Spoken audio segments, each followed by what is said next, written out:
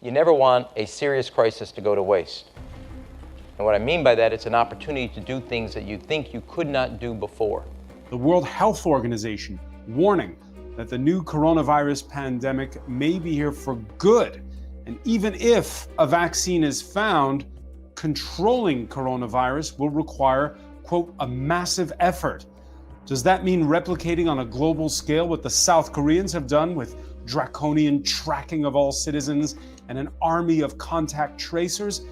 The high road to a dystopian future where we're policed in our every movement? People who live in these tower blocks in a poor area of Melbourne are some of the most vulnerable in society. Many have underlying health conditions. For 5 days, which began on Saturday, 3,000 people are banned from leaving their homes. 500 police officers are patrolling the tower blocks during each shift to make sure no one breaks the law. The COVID-19 house arrest. Look, they're even forced to wear ankle monitors like common criminals. I asked the sheriff, I said, what happens if we refuse to wear this ankle bracelet? Because I'm not wearing one.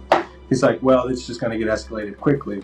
A Tampa Bay pastor has been arrested for violating coronavirus social distancing rules. You may keep your secrets from your friends, from your parents, your children, your doctor, even your personal trainer. But it takes real effort to conceal your thoughts from Google. And if that is true today, in future, there may be nowhere to hide. Right now in London, there's a lot of discussion about the CCTV cameras everywhere who are taking everybody's faces without their knowledge, therefore without their permission and so on. And there's a lot of controversy about this. Law enforcement flew drones over protests in Minneapolis and New York. Facial recognition software is being used with some police body cameras. Law enforcement can use signals from your cell phone or automatic license plate readers to follow your movements. You might be doing something that you think is perfectly fine right now, but then later you might be charged based on camera footage, based on geolocation data from your mobile phone, and so on.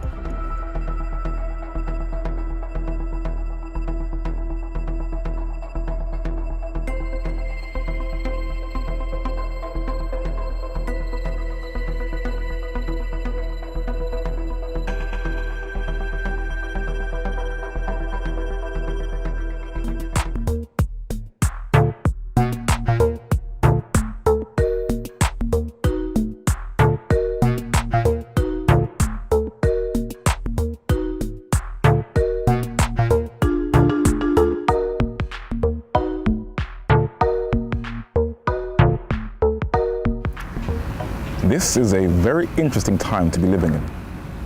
Many people are fearful, wanting to know if they're going to have a job tomorrow or not. What is this new normal? This study is going to cover some very controversial issues, so please fasten your seatbelts. And as I encourage you at all times, please research every single thing you see in this study. All over the world, the nations are very angry. They can't explain why their governments are keeping them under house arrest, and when laws have been eased, they have revolted. They want to know who their governments are taking orders from, and as many don't know how to articulate themselves about their frustrations, they are taking out their deep-rooted frustrations on government property, the police, and sometimes even on each other. They know something's not right, but they can't put their finger on it. But each leader of each culture is responding differently to the cry of their people. Different nations are using very harsh draconian measures to keep their civilians in line, and it is very important to see how each one of them are functioning. In the Philippines in Southeast Asia, the government has made a law for those who break the lockdown curfew. It is a shoot-to-kill policy for any civilian who does not apply by the state law, and many are questioning these human rights violations. In Colombia, in the north of South America, they have taken even more extreme and harsher measures for the civilian population, where brutal death squads are being hired to also murder anyone who breaks the lockdown curfew laws that they say will help to slow down the COVID-19 virus. That's interesting. They're using fear to keep the nation in line. In Iran in Western Asia, the civilian population are told that if you revolt, you die. Pakistan in Southeast Asia is on the brink of a COVID-19 financial collapse, and a locust invasion has not helped. But different minority groups are, sadly, being unfairly targeted by very extreme radical Islamic groups that are being protected by the government. There are even Muslim minority groups who are not spared the wrath of these extremists, even during a lockdown. But Hindus and Christians have become a key target, where they are even being denied food to eat unless they convert to Islam. They are being called infidels. What kind of absolute inhumane foolishness is that? Are these people that cold and heartless? That is not religious extremism, that's just disgusting. There are many other countries that are also using some very harsh measures, and when observed very closely, you can see that it is a model of what they will do to the entire world in the not too distant future if governments are given this level of power and control to use freely. A renewed surge in coronavirus cases has left officials with no other choice but to seal off the Victorian state from the rest of the nation. 9 public housing towers in those postcodes will be the subject of a complete lockdown, effective immediately. I realised that we're in complete lockdown, as in we can't go out for exercise, can't go out for work, we can't go get groceries and any essentials either. You can see police presence on every access point. It's scary. It is traumatic. Defence Force personnel will help police ensure Melburnians do not leave the metropolitan area. As Victoria Police put in place roadblocks and other command centres to ensure that that hard boundary between metropolitan Melbourne and regional Victoria is not breached. The Army and police are getting ready to shut down the New South Wales border. From midnight, Victorians will face a big fine or even jail if they try to leave the state without a permit. These are some of the 650 officers whose job is to keep Victorians out of New South Wales. The military also called in. There'll be some 100 members of Defence on the ground from Thursday, and that will grow to 350 over the weekend. Drones and planes will keep watch on smaller rural roads. There'll be big penalties for those caught trying to sneak in. Are these moves even legal? Let's bring in attorney Andrew Stoltman to help us figure this out. According to the mayor, beginning Friday night, if police get a report of a large party, the city will have the authority to shut off water and power services to residents within 48 hours. Mayor Bill de Blasio, checkpoints are being set up in New York City to trace travelers coming from out of state starting today. They'll be reminded that failure to quarantine is a violation of state law, and it comes with serious penalties.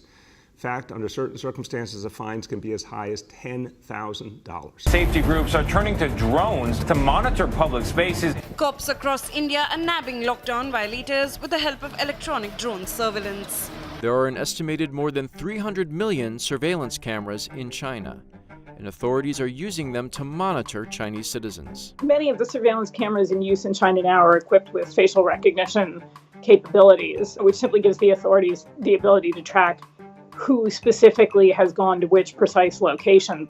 Combine that with data scraped from hospital records, police files, and public transportation history. All that is stored and linked to national ID cards, which gives the Chinese government granular information about all its citizens. Chinese health officials say all this data is in the pursuit of controlling the epidemic. In South Korea, health authorities are legally allowed to sift through credit card records, CCTV footage, and mobile phone locations to pin down the travel histories of those infected or at risk. That information is then shared with the public. In China's surveillance state, not only do authorities have access to more data than other governments, but citizens have no way to opt out of that data collection. Countries around the world are rushing to use technology to slow the spread of the coronavirus. Some governments are tracking citizens with the help of apps, drones, and other high-tech methods. But critics warn the surveillance may go too far. The extent of surveillance varies from country to country. In Europe, voluntary apps track people's symptoms. And this one in Israel even alerts users if they've come into contact with someone who's infected. Already, U.S. officials are turning to tech companies to tap into people's digital data to see if they're practicing social distancing. And in Tunisia, a police robot questions suspected violators of the country's lockdown. All high-tech tools designed to slow the spread of COVID-19. They verbally told me that, your phone will be satellite tracked. He just didn't realize how closely. My phone ran out of battery for about 15 minutes. I plugged it in, but by then there was already 2 police officers knocking at my door. Tonight, digitising discrimination. Kenya's High Court upholds a petition to put a new digital ID scheme on hold. Critics had accused it of discriminating against vulnerable communities. We are so excited to be a part of the UNICEF Wearables for Good Challenge. That's how Cushy Baby was born. A way to prevent 1.5 million children in rural India from dying every year, simply by digitizing medical records and getting mothers and children to carry them at all times. How? By creating a chip in the shape of a culturally accepted talisman. The cost? Less than $1. It's the small changes that change everything. The World Food Programme current exploration of blockchain technology called Building Blocks is implemented in the Zaatari and Azraq refugee camps. We authorize the transactions using iris scanning or iris biometric technology. بدق رابي كلنا على الكاشير على اسمه بيقول لي اعطيني عينك بس طلع بالكاميرا اطلع فيه يعني بعطيني يعني بعمل كبسه للعين او كذا بصورها يعني للعين بقول لي هاي. An unlikely digital revolution is changing lives. Ban Mai Nai Soi Camp. More than 10,000 Myanmar refugees live here. He's here to oversee the deployment of the new system. This exercise in Thailand is critical for UNHCR. This is the first major rollout of the biometric systems. We will verify and enroll 120,000 refugees. Fingerprints. Iris scans. Photos. All attached to a name, a date of birth. Everything is uploaded onto UNHCR's global database.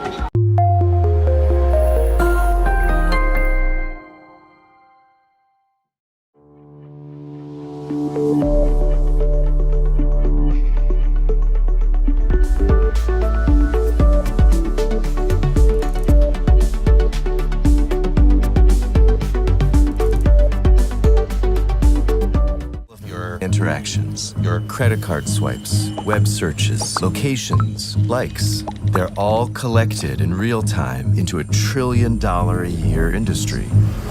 Hacking has increasingly become what governments consider a legitimate investigative tool. They use the same methods and techniques as criminal hackers. And what this means is they will try to remotely take over your device. Once they do this, by detecting a vulnerability in the software that your device runs, such as Apple's iOS or Microsoft Windows, they can craft a special kind of attack code called an exploit. They then launch this exploit at the vulnerability on your device, which allows them to take total control of that device. Anything you can do on that device, the attacker, in this case the government, can do. They can read your email, they can collect every document, they can look at your contact book, they can turn the location services on, they can see anything that is on that phone instantly and send it back home to the mothership. They can do the same with laptops. The other prong that we forget so frequently is that in many cases they don't need to hack our devices. They can simply ask Google for a copy of our email box because Google saves a copy of that. Everything that you ever typed into that search box, Google has a copy of. Every private message that you've sent on Facebook, every link that you've clicked, everything that you've liked, they keep a permanent record of. And all of these things are available not just to these companies, but to our governments as they are increasingly deputized as sort of miniature arms of government. Smart cities will pullulate with sensors, all joined together by the Internet of Things. Bollards communing invisibly with lampposts, so there is always a parking space for your electric car, so that no bin goes unemptied, no street unswept, and the urban environment is as antiseptic as a Zurich pharmacy.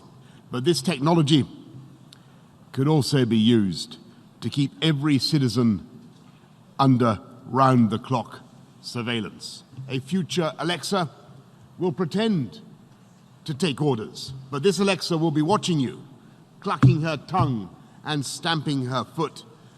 In future, voice connectivity will be in every room and almost every object. Your mattress will monitor your nightmares, your fridge will beep for more cheese, your front door will sweep wide the moment you approach like some silent butler. Your smart meter will go hustling of its own accord for the cheapest electricity, and every one of them minutely transcribing your every habit in tiny electronic shorthand, stored not in their chips or in their innards, nowhere you can find it, but in some great cloud of data that lowers ever more oppressively over the human race. This is the direction this planet is heading towards, and the global pandemic COVID-19 lockdown has only greatly accelerated a course that the world was already on. We see that they can now impose the military to resolve law and order. The police can surround and control an estate and decide who can come in and who can come out. They can turn up at your house unannounced. There are facial recognition CCTV cameras in highly concentrated cities. Different air surveillance that includes drones and planes to assess your movements. Different checkpoints to monitor where you are traveling from and where you're going to. Mayors can cut off your water and electricity supply as they please. There will be big fines or jail time if you do not comply with the state. Satellite tracking of your phones and its apps, ankle monitors tracking children from when they are born, and whole communities within refugee camps on a biometric database so that the entire world can be tracked and traced. But how can you bring the whole world to its knees to bring everyone in line? What is the one thing mankind cannot live without? But now the World Food Program analysis shows also, due to the coronavirus, that an additional 130 million people could be pushed to the brink of starvation by the end of 2020. That's a total of 265 million people. A silent cry for help. Red rags, pieces of cloth, even shirts signaling that inside, behind those windows, there's a family in need. Often we are down to eating once a day. At the beginning, neighbors helped us with some food, but now they also ran out. The government says, stay in, but we can't eat boards or tiles. We are going to lose, through this pandemic, a lot of farms. We're going to lose a lot of restaurants. We're going to lose a lot of food service people. But they're rationing food. If this goes on much, much longer, then we could start to see actual starvation in America. We're doing far much worse than any developed Western nation. We haven't received relief aid for 9 months. Relief organizations have stopped coming here, and because there's a curfew in place, people cannot get out to work. They can't need food, medicine, carpet, blankets, and much more. In India, 4 record-setting days of new cases have pushed more than 100 million people back into lockdown. It's impossible to find work, Mangal Singh told us. If the disease doesn't kill us, hunger will. From the earliest of time, whenever communities grew and expanded and turned into metropolitan cities, there was always this vast big gulf between both the rich and the poor. And in our current climate, the gulf has gotten even wider, where half of the world's population is currently poor and living in dire poverty. And aid donors that once bailed out poverty-stricken nations have had to reduce and cut back in sending foreign aid because of the deep pressure of the coronavirus. And the institutions like the IMF and the World Bank, which claim they want to assist poverty-stricken nations, continue the cycle by keeping nations in permanent debt. Even nations that have not fully recovered from war, like Syria in the Middle East and Western Asia, whether you agree with the leader or not, to keep them in line to benefit US self-interests. An economic stranglehold through sanctions has been put on innocent individuals that will only increase its poverty. It has been titled the Caesar Act. It was put into place by the US government, and it even threatens any nation or institution that has any dealings with Syria. Its objective? Well, to put it in a nutshell, it is going to ruin the country and make it even worse than it already is. An estimated 80% of Syrians live in poverty. About 40% were unemployed at the end of 2019, the latest figures available, and joblessness has only increased because of government restrictions to control the coronavirus. And these sanctions are going to bring that country to its knees. But it is not only Syria that is deeply affected. Its next door neighbor, Lebanon, is also crippled by the US sanctions, and it has also helped to increase the poverty in that country. For Lebanon has a national debt of $92 billion, nearly 170% of its GDP, one of the highest debt ratios in the world. And its already downward spiral of poverty has not been helped by an explosion. Just after 7 p.m. local, the enormous explosion rocked the port city, sending shockwaves miles away at sea. The magnitude of the blast area is the first thing that strikes you as you survey this fractured landscape. Mile upon mile of devastation. It just goes on.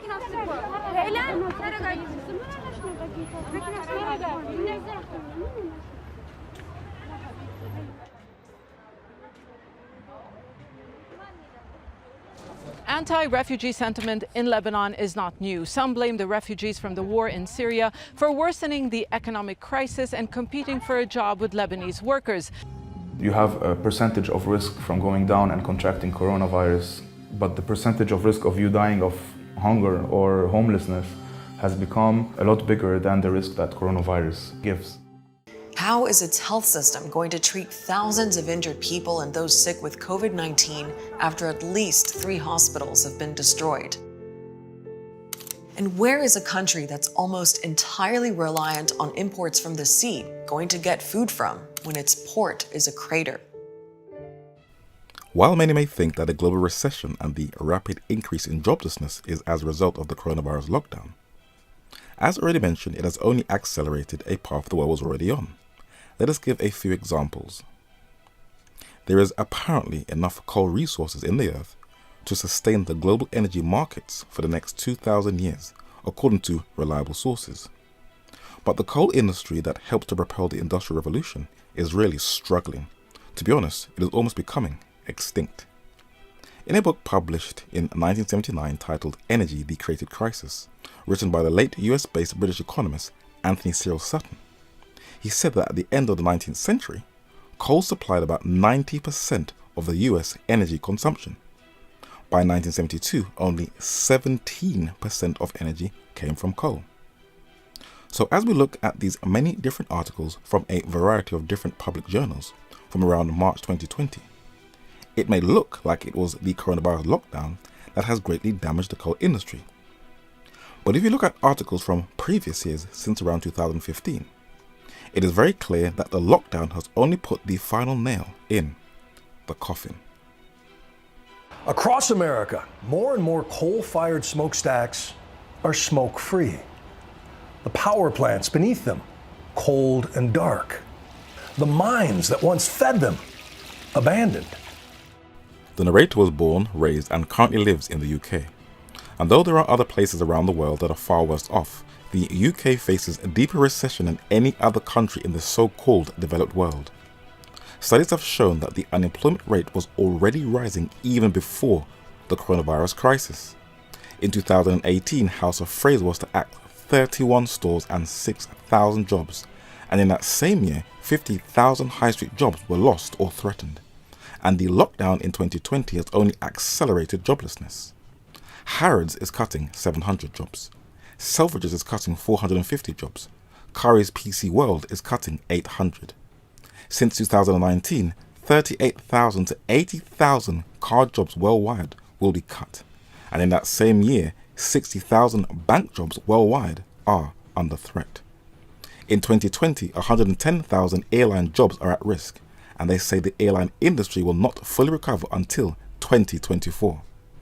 Primark cancelled £2.4 billion of orders from Bangladesh during the lockdown that has put 1 million garment workers in Bangladesh out of a job. E-news has been cancelled since the lockdown. The global film industry has a loss of $5 billion. The music industry does not know if it will last, and we are seeing whole industries and businesses collapse since the lockdown, and the gulf between the rich and the poor gets even wider and wider. Most cannot see where things are heading. This world is steering into a direction where eventually no man will be able to buy or sell. And there are two very disturbing things that need to be questioned. With businesses collapsing worldwide, and with many people being laid off and without a job, nation states all over the world are expanding the sales of their military. Why is that? And the United States is telling the world to come together into a world order. I wonder why. Does more military spending make the world safer, or is it a warning of conflict to come? Worldwide military spending is at its highest for 10 years. Where is all that money going? And might governments change their priorities as the coronavirus spreads? Choices. We think that the entire world needs to work together to ensure that every country, including China, behaves in the international system in ways that are appropriate and consistent with the international order. Since the lockdown, many newspapers and magazines are now boldly saying that we are now living in a new world order. This was language that was once upon a time confined to so-called extremist conspiracy theorist fringe groups such as so-called Bible-bashing Christian fundamentalists and white right-wing militia groups. But as certain realities have kicked in, where people are seeing that freedoms are being stripped away very rapidly in such a short space of time, a few people are waking up to the reality that something is not just quite right. But what exactly is the new world order? Is it something that is to come in the way distant future, or have we already been living in it for years? A book was published 30 years ago in 1990 titled The Keys of This Blood by the late Malachi Brendan Martin, a former Irish Catholic Jesuit priest, and he outlined in his introduction exactly what the New World Order is. Who will establish the first one world system that has ever existed in the Society of Nations? Who will hold and wield the dual power of authority and control over each of us as individuals and over all of us together as a community? Listen to what he says next and see if it relates to us all today. He said that our way of life as individuals and citizens of the nations, our families and our jobs, our educational systems and our religions and our cultures will have been powerfully altered forever. No sector of our lives will remain untouched. Those of us who are under 70 will see at least the basic structures of the New World Government installed. Those of us under 40 will surely live under its legislative, executive, and judiciary authority and control. So who are pulling the strings behind the scenes? Is it just one group or an octopus with many different tentacles to achieve one global objective? There are some who think it is the corporations that control everything. There is no America. There is no democracy. There is only IBM and ITT and AT&T and DuPont, Dow, Union Carbide, and Exxon. Those are the nations of the world today. The world is a college of corporations, inexorably determined by the immutable bylaws of business. The world is a business, Mr. Beale. So as the 1976 film Network declares, it is the multinational and transnational corporations that govern how the world works. This is one school of thought that dominates people's thinking. There are others who believe that it is the secret societies, the ancient mystery schools, that are the ones who are pulling all of the strings behind the scenes, and that people who are in very high and influential positions are usually a member of one of these very secretive groups. Two of the most famous men who created them in the modern world are Adam Weishaupt, a German Jesuit-educated professor who founded the Bavarian infamous Illuminati. Many believe that it is this secret society who are pulling the strings of every major organization in the world, according to The Guardian.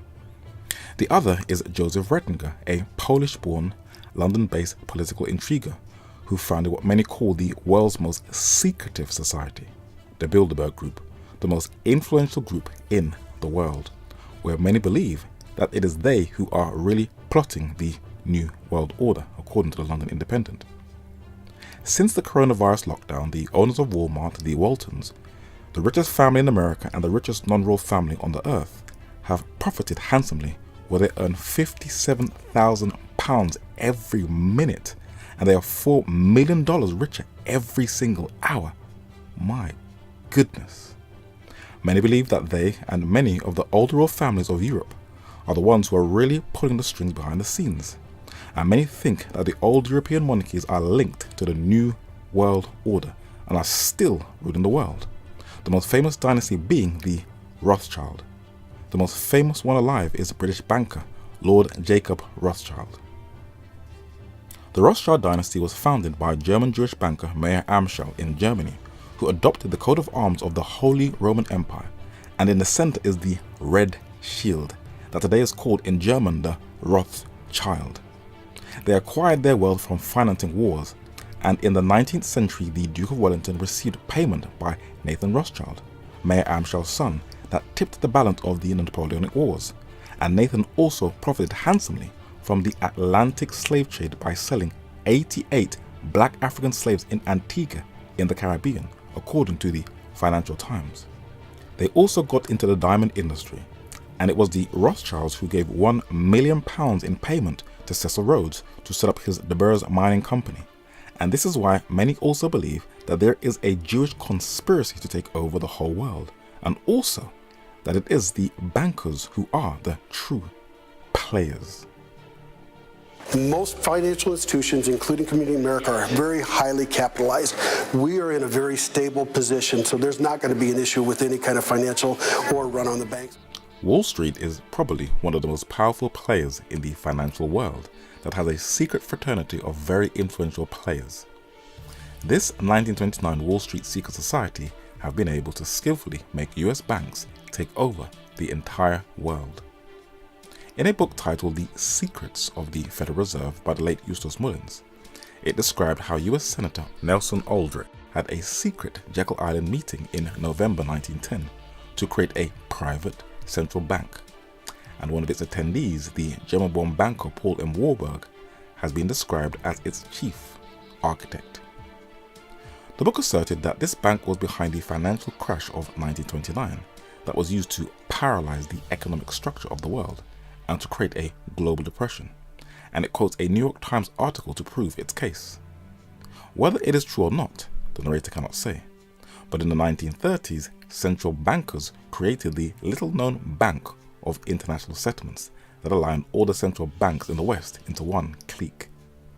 Its mastermind standing on the far right was Horace Greeley Hjalmar Schacht, Adolf Hitler's Minister of Economics, who stands next to Montagu Norman, Governor of the Bank of England, where he stands next to US banker Benjamin Strong, Governor of the Federal Reserve Bank of New York.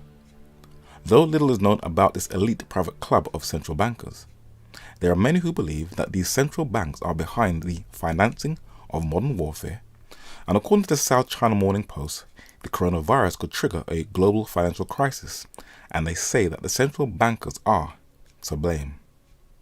So many believe that the bankers rule, but let us go into the archives of credible sources in both aristocratic, military and political circles to see who are the real players who are pulling the strings on the world stage and who plans events years ahead of its time.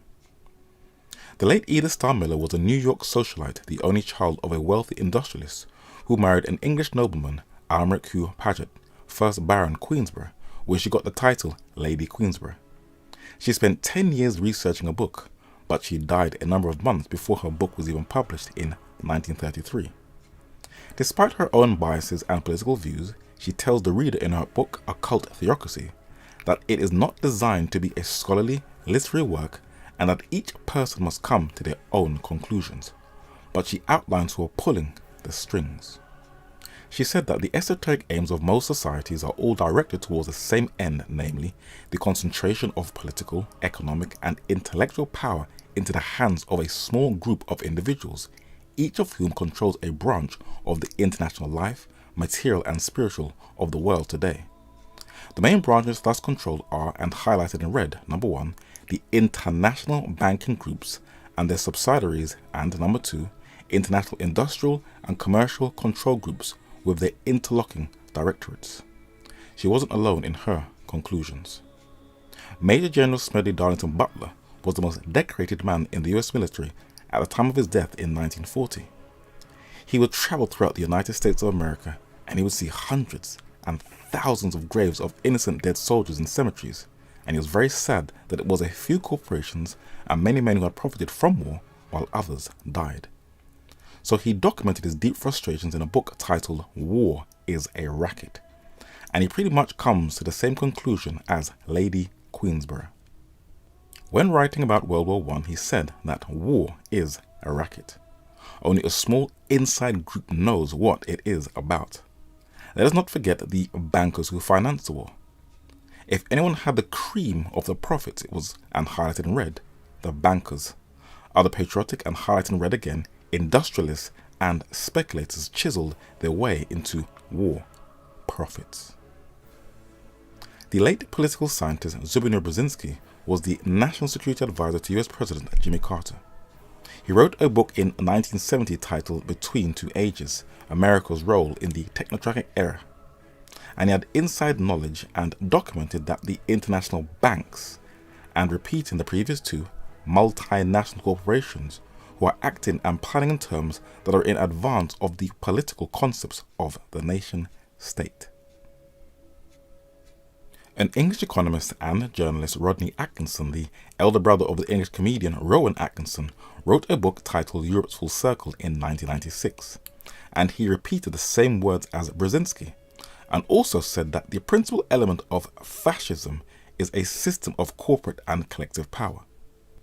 The trade unionists, and highlighted in red, bankers and multinational corporations who have for decades attended the meetings of corporate elites find that linguistic, cultural, parliamentary and religious differences are all barriers to their supernatural structures and controls. The Hoover Institution on War, Revolution and Peace in Stanford University in California is a think tank and war archive.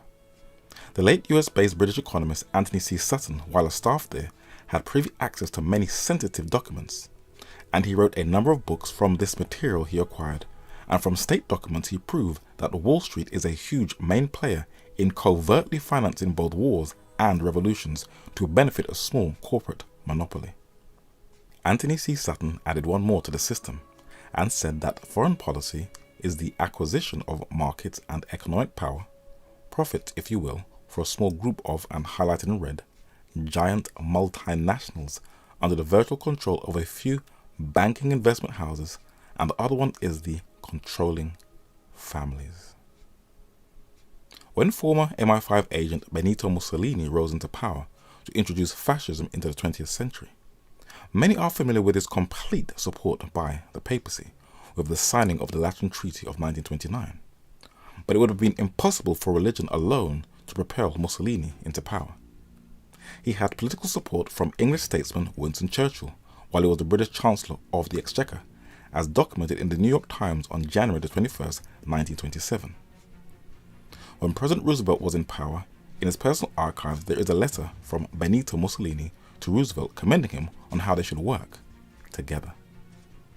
So he had support from Cardinal Pietro Gasparri, the Vatican Secretary of State, the Italian monarch Victor Emmanuel III, and the little-known US banker Thomas William Lamont Jr., who on behalf of J.P. Morgan gave Benito Mussolini a loan in order to start up fascism, as documented in the New York Times on April 14, 1925.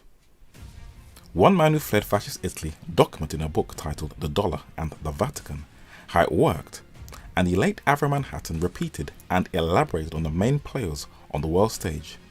And when describing the rise of fascism, he said that European vested interests, ranging from, and highlighted in red, monarchies to high industrial and financial magnates, and the respectable middle classes, these, even more readily than their American counterparts, sided instantly with fascism and brought it to power. The Vatican and European and American capitalism acted systematically and in concord from the very beginning. Although at first independently, they soon joined forces, and American capitalism played a more important part in helping the rise of fascism than is generally realized. Avery Manhattan said it was the bankers, monarchies, industrialists, and specifically Western capitalism in both Europe and in America that created fascism in Italy. And another man also confirmed that they are the only ones who have the power to recreate it all over again in the future. The champions of Western capitalism, Malachi Martin said, the transnationalists and internationalists of America and Europe appear to be far and away the most effective and powerful architects of the New World Order, for the simple reason that their power base rests on the indispensable pillars of, and please look at the words underlined, money and technology. Please take a screenshot of that quote so you can understand how the New World Order really works. And we will briefly look at a very destructive model of one of the first attempts in modern times to control the entire planet. It was during the Second World War. Here they come. What are we gonna do? We'll bring hell down from on high. Americans love to throw it in people's face that it was they who saved the world from European fascism. That is far from the truth. They profited from the first, and they would also profit from the second. Major General Smedley Butler said that in the World War I, a mere handful garnered the profits of the conflict. At least 21,000 new millionaires and billionaires were made in the United States during the World War. Anthony C. Sutton, whose research is now getting clearer light, documented that it was a corporate takeover of the world that was responsible for the Second World War, where it was Wall Street who financed and who put into power both the Führer Adolf Hitler in Germany and President Franklin Delano Roosevelt in the United States of America, who both, not by coincidence, came into power in the same year in 1933, and who both had the eagle as their symbol. That's very interesting. President FDR was a perfect candidate for his role who ticks all of the right boxes. He was born into two prominent business families, the Delanos and the Roosevelts. His great-grandfather James Roosevelt founded the Bank of New York, so he was born into a banking dynasty, and he himself was a Wall Street banker. His wife Eleanor Roosevelt, who was his fifth cousin, was the daughter of Elliott Bullock Roosevelt, the younger brother of 26th U.S. President Theodore Roosevelt. The 28th U.S. President Woodrow Wilson appointed his mother's brother and his favorite uncle Frederick Adrian Delano II on the board of the newly founded Federal Reserve Bank, who is seated on the bottom right of this picture, where he became its first vice chair, and FDR also appointed his uncle as an advisor in his government. FDR was also initiated as a Scottish Rite Freemason, so he was a member of a secret society, who was born into a prominent influential family with strong industrial and banking connections. He tried to downplay something that he was attempting to do. If you carefully look at the words on this monument, he said that those who seek to establish systems of government based on the regimentation of all human beings by a handful of individual rulers call this a new order. It is not new, and it is not order.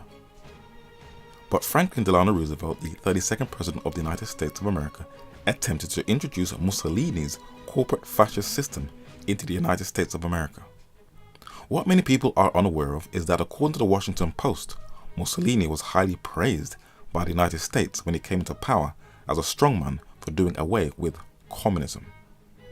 In Forbes magazine in 2012, it confirms that Mussolini's fascist economic policy was a model for the United States government during the 1930s. It also documents that Mahatma Gandhi, the so-called Hindu peacemaker, also praised Benito Mussolini. President Roosevelt attempted to introduce Mussolini's model in the year he was elected in 1933. It was titled the National Recovery Administration, or its abbreviation, the NRA.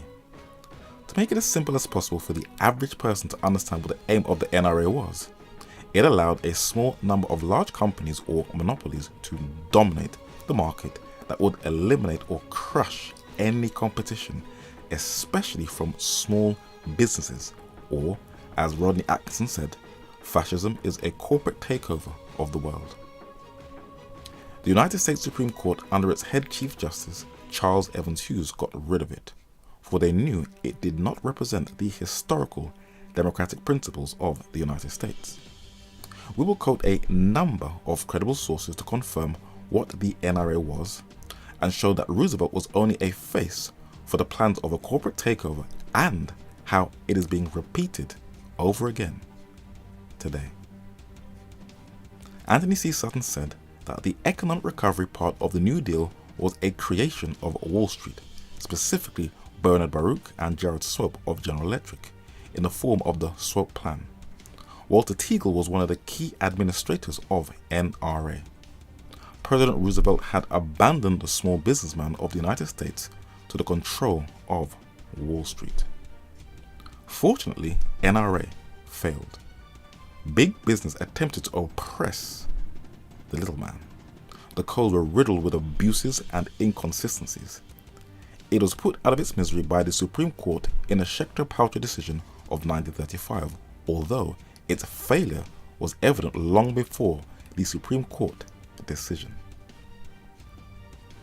Though it failed, there was one system who not only praised FDR's NRA, but was also watching attentively and patiently with the hope that it would be reinstalled, for it would greatly benefit this system who has longed to regain control over the entire world, the papacy. In a book titled Behind the Dictators, published in 1942 and written by an ex-Catholic priest, Leo Lehman, he said that the National Catholic Welfare Conference praised the NRA, which is now admitted as having been patterned on fascist corporative lines and which was abolished by unanimous opinion of the US Supreme Court as destructive of American democracy. In spite of this, however, this plan of the Catholic Church says, had the NRA been permitted to continue, it could have readily been developed into the kind of industrial order recommended by the Holy Father, the Pope. John Flynn in the New York World Telegram, July 12, 1940, states that by the NRA, President Roosevelt unwittingly attempted to introduce this feature of fascism into our country. For these cooperatives are the means through which the leader exercises his dictatorial will. Corporatism is indeed the economic ingredient of fascism. The entire ideology of fascism and Nazism in social, economic, educational, religious, and military matters is contained in the corporate system, as Lady Queenborough said. Corporatism is fascism. His words have also been confirmed by one who was working inside of the US government. In the personal memoirs of President Herbert Hoover, we get an insight to how the US government really works. The narrator was first exposed to him where, as a trained mining engineer with vast business contacts, Hoover cut a business deal in Liberia in West Africa on behalf of the US rubber industry and the Firestone Company. He sabotaged the plans of the Pan-Africanist, the Right Honourable Marcus Mosiah Garvey, who had first made a deal with Charles Burgess King, the 17th president of Liberia, for a UNIA Back to Africa settlement program in the Republic of Liberia in the 1920s. Hoover was a man who was well connected in and out of office. He met with Adolf Hitler, Pope Pius XII, Belgian banker Emile Franqui, as confirmed by the New York Times 1931. Though a product of Wall Street also, he described how destructive his successor's NRA plan was. He said that among the early Roosevelt fascist measures was the National Recovery Act, the NRA of June 16, 1933. The origins of this scheme are worth repeating. These ideas were first suggested by Gerald Swope of the General Electric Company at a meeting of the electric industry in the winter of 1932. So a year before FDR was elected, businessman Gerald Swope, the president of General Electric, first suggested this fascist corporate system. And in this original transfer slip, that Anthony C. Sutton got from the Hoover Institute's files, from the Nuremberg Military Tribunal, from General Electric. It is dated to March 2nd, 1933, and it is 60,000 Reichsmarks that was used to elect Adolf Hitler into office. Following this, they were adopted by the United States Chamber of Commerce. I tried to show him that this stuff was sheer fascism, that it was merely a remaking of Mussolini's corporate state, and refused to have any of it. So President Hoover knew that the United States was being remodeled on Mussolini's fascism, and he repeated what both Rodney Atkinson and Leo Lehman both said. He said that now with the NRA, he said Roosevelt shackled his common man to unrestrained monopolies. The act as drafted by the administration was passed by rubber stamp methods on May 1933. NRA codes have been crushing the life out of small business. So for fascism to ever work and to be successful, monopolies or big corporations have to crush competition of small businesses. The purpose of today's hearing is to examine the dominance of Amazon, Apple, Facebook, and Google. Any single action by one of these companies can affect hundreds of millions of us in profound and lasting ways. These companies, as they exist today, have monopoly power. Their dominance is killing the small businesses, manufacturing, and overall dynamism that are the engines of the American economy. If you're the owner of a small business experiencing hardship due to the recent coronavirus, COVID-19, the U.S. Small Business Administration is offering low-interest loans to help you get through these challenging times. Tonight, the race is on for small businesses to apply for a new round of government funding. The resurgence of COVID-19 this week has brought deepening anxiety for millions of small businesses. Small businesses around the country are bearing the economic brunt of the coronavirus pandemic. The toll this is taking on small businesses in the country, I don't think can be overestimated. There's a lot of people who are closing down, especially restaurants and, small businesses across the country. These are the 5 most valuable companies in America. Notice anything? They're all tech companies, and their dominance is attracting attention from watchdog groups that say their market power is harming competition and the economy. Can you imagine life without Google, Facebook, or Amazon? Chances are you're actually on one of those platforms right now watching this. What is happening now, in my view, is a neo-feudalism, where the Zuckerbergs and Bezoses of the world are basically becoming the new lord and ladies. The government has opened up an antitrust review of big tech.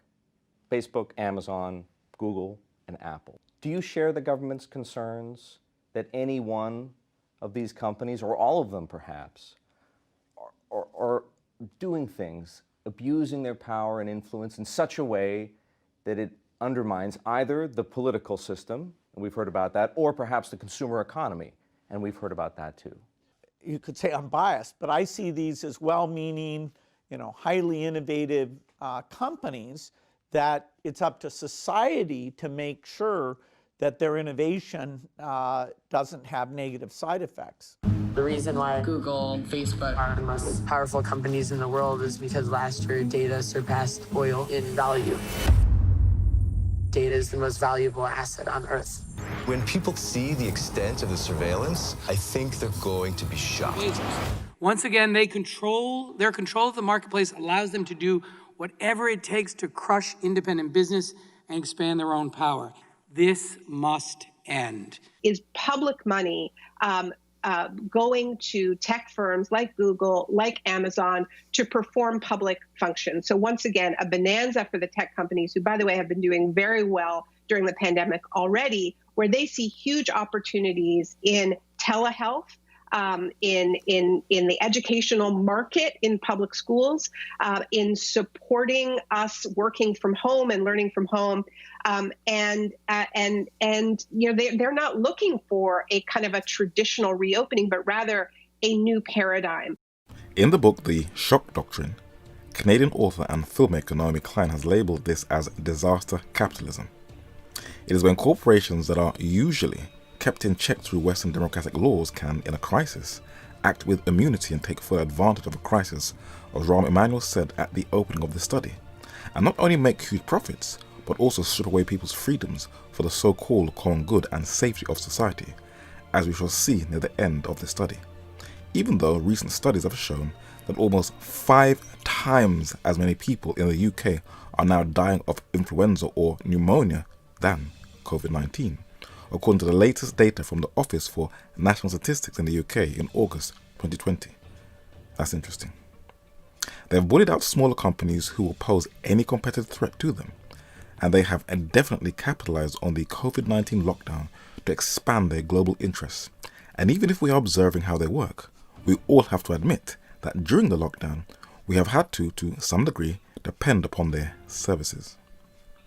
What the United States Supreme Court blocked in the 1930s to stop corporate fascism from spreading and taking root in the United States, disaster capitalism in the 21st century has allowed these 5 tech companies to take almost complete control over the global economy, where they can affect nearly every aspect of our everyday lives with no restraints. And as Malachi Martin said, money and technology will be one of the main controlling tools to harness the New World Order. What is downplayed is how deeply these tech companies are embedded with the US government and the secret intelligence services. Microsoft is a bit more bold and defends its ties to the military, with no apologies. But according to NBC News, there are thousands of contracts that highlight very quiet ties between big tech and US military, a covert liaison where big tech has merged with Big Brother. Not surprising at all. The CIA admits on her own website that it was her who actually created Google Earth. So the government and Big Brother have always had a bond. We're getting to the point where there will be no reversing the trends of these tech companies' control. And Leo Lehman said they will allow a dictator to do as he pleases. We can only imagine what is planned for the future. These tech companies are fulfilling the plans of the little-known but well-connected political advisor and Wall Street financier and millionaire Bernard Baruch, who, while working in the Woodrow Wilson administration in 1918, seated in this photo second from left, he created the War Industries Board, the forerunner to the NRA, for a few monopolies to have complete corporate takeover of the market. And he was not only the political advisor to FDR, but the behind-the-scenes mastermind of his presidential campaign, where he got bankers and corporations to financially bankroll him into the presidency. But Adolf Hitler was also fully financially backed by Wall Street. And though he has been played in satire to downplay his role, the 20th century bloodbath that has been cleverly labelled a world war was actually a European conflict from the beginning to the end, with the US corporate financial backing that drew the rest of the world in, that sadly came at a very, very deadly price. Avram Manhattan said, "What was their cost in blood? World War I was more destructive than the 901 major wars of the past 2,400 years, 7 times more destructive than all of them combined. World War II was 4 times worse than World War I." We believe that the Nazis and the fascists have asked for it, and they're going to get it. An fremde Hilfe! Niemals! An Hilfe, die außerhalb unserer eigenen Nation, unseres eigenen Volkes liegt. In uns selbst allein liegt die Zukunft. Adolf Hitler, though he was an Austrian, said in that speech that the Germans should not depend upon foreign help. But where did the majority of the financial support he received to sustain his war industry come from? Don't sweat it, because when it comes to work, Ford Commercial Vehicles can take it and bring it and flat out work it. You might say they're wired for success. Ford Trucks and Vans, year after year, America's best-selling line of commercial vehicles. Hi everybody, I'm Graham from Ford. Today we're marking the end of 91 years of manufacturing in Australia. By the end of June, Ford's joint venture in Russia, Ford Solars, will close 3 of its 4 factories, stopping its production of passenger cars in the country and eliminating thousands of jobs.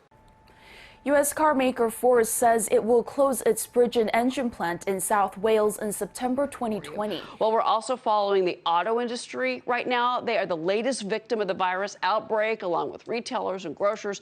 Detroit's automakers have just agreed to close all their factories, both Ford and GM confirming to Fox Business just moments ago. For the past couple of years, both Ford and General Motors have been closing down their plants all over the world, losing sales where thousands of livelihoods are being threatened. In their zenith during the Second World War, when US soldiers arrived in Nazi Germany, they discovered, like these soldiers a few decades later in Vietnam, that their enemies in combat had American-made vehicles and weapons.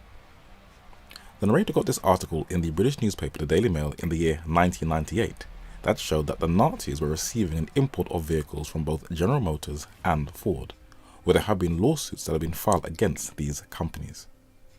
Henry Ford, the US billionaire American industrialist, was a strong Nazi sympathizer who greatly admired Adolf Hitler. For his services to the Nazis, he was awarded the Grand Cross of the German Eagle in 1938 by Adolf Hitler. His services were also praised by Charles Coughlin, the Canadian-American Roman Catholic priest, and also a Hitler and Mussolini fascist Nazi sympathizer, as documented in the New York Times September 6, 1933. The year the NRA was launched. Alfred P. Stone Jr. was the US President, Chairman and CEO of General Motors Corporation, who was also conducting business with Adolf Hitler's Nazi Germany. His representative abroad, American engineer James D. Mooney, the President of General Motors Overseas, was also given the same award as Henry Ford, as documented in the New York Times August 11, 1938. Today, there are more sensors on our planet than people. We're putting AI into everything, and everything into the cloud. It's all so smart, because smart only really matters when we put it to work. Not just for a few of us, but for all of us. Let's put smart to work. It can sometimes take years after an event, after many of the players are long dead, that classified documents are declassified for public viewing. And at the opening of the 21st century, many articles emerged of IBM's collaboration with the Nazis. It was through the intense efforts of one man's investigative research that he wrote in a book titled IBM and the Holocaust. It was by the investigative journalist Edwin Black, and he documented how Thomas J. Watson, the American businessman, CEO, chairman, and co-founder of IBM, conducted his business interests abroad. This photo shows him standing and speaking in front of a podium, and seated on his left is General Eisenhower, who later became a US president. This photo shows him standing on the far right, and in the center with a sleeveless dress is the First Lady, Eleanor Roosevelt, the wife of President Roosevelt. He was well connected. But this photo shows Adolf Hitler seated on the far left, and sitting beside him on his right, conducting business with him, is Thomas J. Watson on June 28, 1937. Remember, war is a business. But who financially bankrolled Adolf Hitler?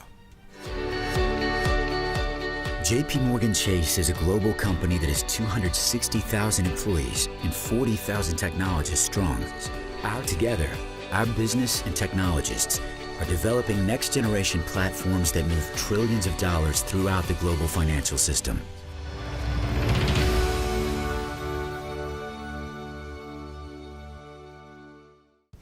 It may be very hard for many people to stomach that the Western banks that they have a current account with were, at one time, doing business with the Nazis. But there were others who wanted to benefit from the dictators of Europe also. In May 2020, German Roman Catholic bishops made a public apology for their predecessors' disgusting role in the war crimes of Nazi Germany. Though the papacy is usually protected by historians and the media, every now and then a fact here and there is leaked out of how much of a role she has played in a major conflict. One man was an insider to the papacy's support of the Führer. In the memoirs of Franz von Papen, the former Vice-Chancellor of Germany, published in 1952, it records the Concordat between the Vatican and Nazi Germany that was signed on the 20th of July 1933, where von Papen is seated on the left, and Monsignor Eugenio Pacelli, who later became Pope Pius XII, is seated in the center. Von Papen later became a member of Hitler's first cabinet, where he is seated in the far right next to Adolf Hitler, and he shared his experience.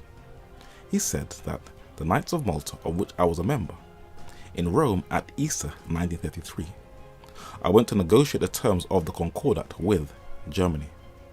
There has been no Concordat between the Vatican and the Reich since the Reformation. The Vatican therefore had an intimate knowledge of conditions in Germany in 1933.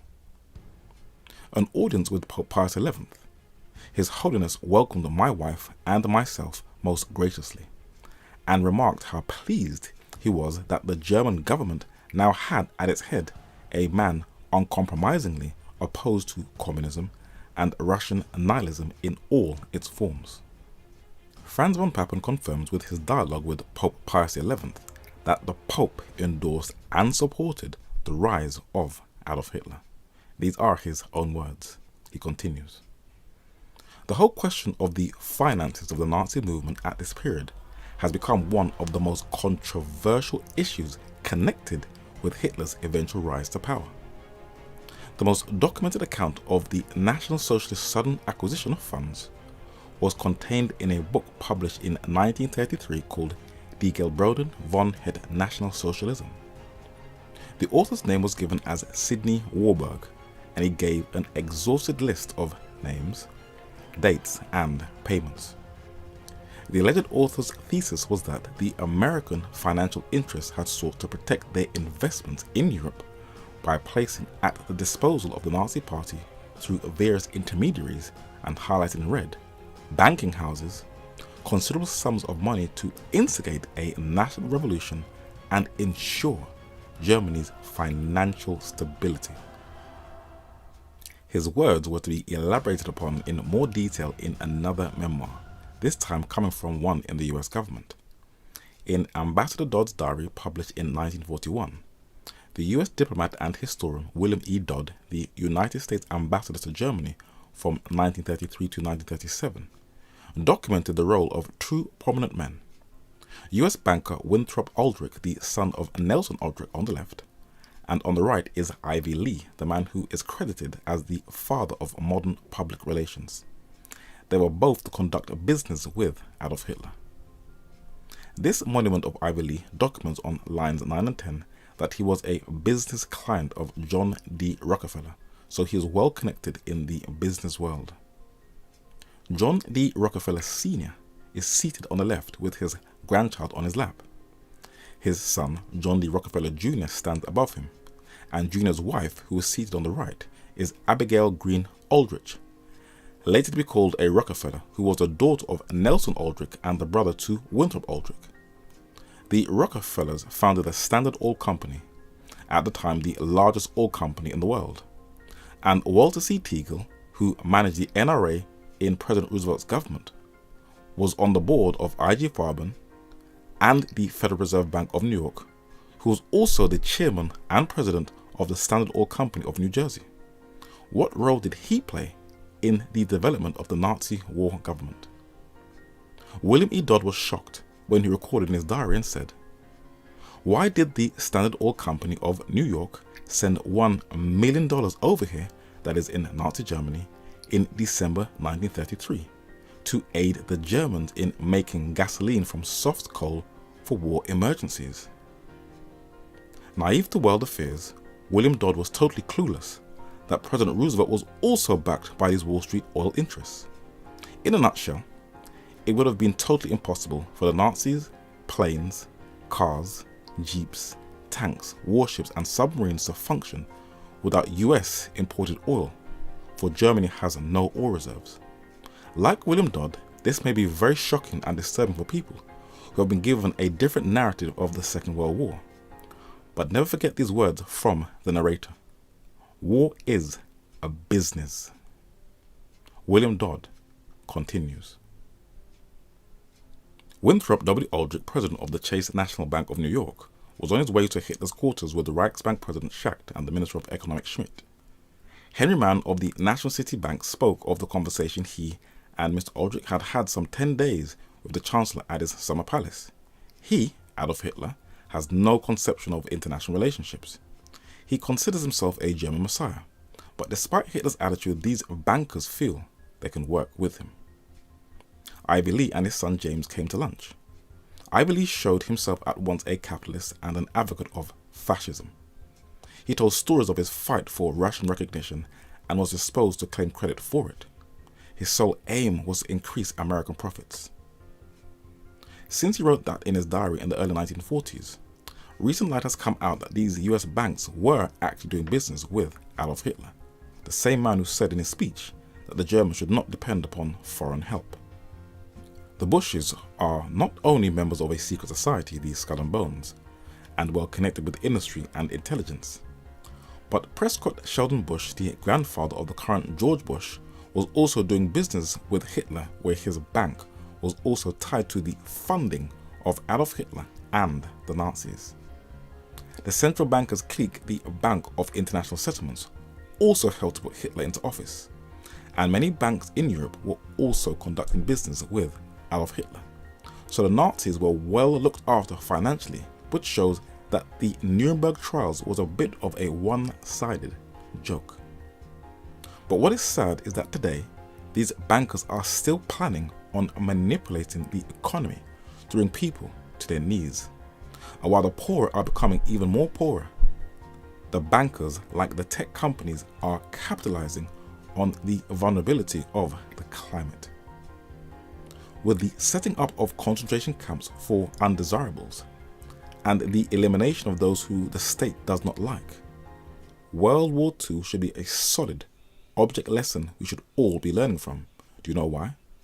Because we are seeing that corporations can gamble with two opposing camps, and the same mechanisms that were put into place to create a fascist society is being repeated over again during the coronavirus COVID-19 lockdown. So the Second World War was the first attempt in human history of a corporate takeover of the entire world, where the United States and its Wall Street industrial companies and corporations and banks were to try to set up fascist states in the old world and even in the United States of America, where the Vatican also was to take advantage of this totalitarian control over the planet. But what was very interesting is that they marginalize groups who they don't like and murder them. Do you think that could happen all over again? Understand what's going on around you. You are in a state of war, and you have precious little time to save yourself. The disaster is coming closer and closer. The danger is real. You're sending soldiers into the island disguised as citizens. This country needs for this to work. I really only have one question. Whose side are you on? People chose to do away with emotions. Those morning injections take them away. When people have the freedom to choose, they choose wrong. 100 years ago, after the war, our founders created a system they believed would create lasting peace. They divided society into 5 factions. The only way you can survive is for each of you to claim your rightful place. Everyone is tested to determine who we are and where we belong. You don't fit into a category. They can't control you. You can't trust anyone. Initiates, we will be watching to see who you really are. Divergence threaten the system. It won't be safe until they're removed. My replicants will never rebel. They will never run. They will simply obey. By the time you guys grow up, there won't be one book left. Yes, sir! Little knowledge is a dangerous thing. News, facts, memoirs, internetable. Burn it. Start over. These children are the future of humanity. You will raise these children to be atheists.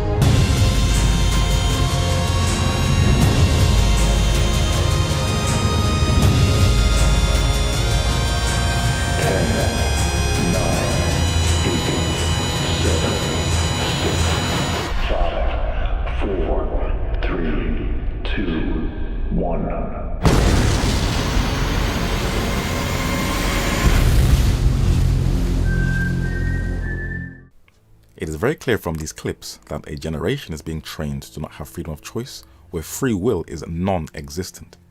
Children are being reprogrammed and indoctrinated as atheists, and those who do not conform will be eliminated. Do you think that this is just entertainment? The US Department of Defense, better known as the Pentagon, not only works with the video game industry to recruit young people and to shape people's attitude towards American foreign policy, but it also works within the corridors of Hollywood to do the exact same thing, where they foretell or outline the future of this world, and they also teach children to be obedient to the state, or there will be dire consequences. That is the main objective of these media productions, according to the Guardian newspaper. But in 1933, with the election of both Adolf Hitler and Franklin D. Roosevelt, men who were selected to act out what is fulfilling today, in that same year a book already quoted, Occult Theocracy, was published that exposed these plans and what we have been seeing during the COVID lockdown. The Right Honourable Lady Queenborough, who died mysteriously in that same year, a number of months before the book was published, said that I have endeavoured to expose the means and methods used by a secret world, one might almost say an underworld, to dominate and destroy not only the so-called upper classes, but also the better portion of all classes. Since the lockdown, the middle classes and their small businesses have been under attack, as already mentioned, and the coronavirus is killing the middle class, as Lady Queenborough said would happen, and can lead them into poverty all over the planet, especially in the developing world, where they are at risk of being wiped out. In 2011, Africa's middle class tripled to 310 million within 30 years. But the coronavirus is battering Africa's growing middle class. And in Asia also, COVID has smashed Indian middle class dreams. While this may look like it came as a result of the lockdown only, those who look into things a little deeper have always known that the middle class has been getting smaller and smaller, generation by generation. According to the Enterprise Research Centre, in the UK, in Northern Europe, 61,472 limited companies folded between the start of March and mid-April 2020. But this was also as a result of the uncertainty of Brexit. It was reported in August 2020 that in Kuwait, in Western Asia, they are running out of money to pay public salaries, and they will not be able to pay salaries beyond October. That's deep. In Japan, in East Asia, that has the world's third largest economy, the GPIF, the world's largest pension fund, had a quarterly loss of $165 billion during the lockdown, and it has suffered its biggest economic slump on record. But worst is yet to come, according to the Japan Times. This woman was spot on. Lady Queenborough continues. 3 factors can help from being completely destroyed by the combined forces of that underworld. Number 1, a flawless life. Number 2, independent means. And number 3, and real friends. Though the narrator chooses to be a loner and enjoys it, he still takes an opportunity to spend time in the beauty of nature in the British Isles with friends. When you are in nature, it is an escape from the miserable faces in the cities, and it helps you to appreciate the little that you have and the simple things in life that also includes friendship. Lady Queenborough continues. The international press is the medium that is used to control public opinion. They create a dangerous negative state of mind as opposed to the Christian or positive. The individual, when robbed of his initiative, can easily be swayed and guided by the will of others. Therein resides the power of hypnotism, and in this lies the shibboleth of toleration, which in fact paralyzes opposition to evil, serves an esoteric purpose suspected by few. Lady Queenborough showed how the media shapes how we look at the world, and the exact method used to initiate people into secret societies is the same way this generation is also being slowly initiated into the unquestionable groupthink globalization mentality, where we cannot challenge anything But we must be tolerant of all beliefs so we don't hurt the feelings and fragility of this spineless generation. The Pentagon wants more control over the news. That's fascism. The Ministry of Defence in the UK is blacklisting journalists who report on the UK military. Jewish American academic Norman Finkelstein has been deported and banned for criticising Israel. And scientists say you cannot do your own research. You must follow the same line of thinking. And what will happen if you question the main westernized colonial narrative in news reporting? The US Department of Homeland Security, with assistance from the FBI, published a document in 2009 where it warned on page 4 that, and highlighted in red, anti-government conspiracy theories and their own quotes, end times prophecies could motivate extremist individuals. So if you're into anti-government conspiracy theories and end time prophecies, you are being monitored. Lady Queenborough continues. Jesus Christ's teaching was public and accessible to the humblest. Himself, the bearer of that light which he taught, was not to be taught in man's earthly nature, but was to be sought from without. No purer and simpler doctrine, no greater knowledge of the communion possible between God and man has ever been given. Therein is Christ's teaching diametrically opposed to that of the high adepts, whose secret doctrine was that, and highlighted in red, man had divinity in himself, and could bring it out by exercise of will, by concentration of thought and scientific, psychic development. What do the most influential past and present shows teach their global audience? I am unlike other men. The laws of convention and morality do not apply to me. Power, power, speak a little louder.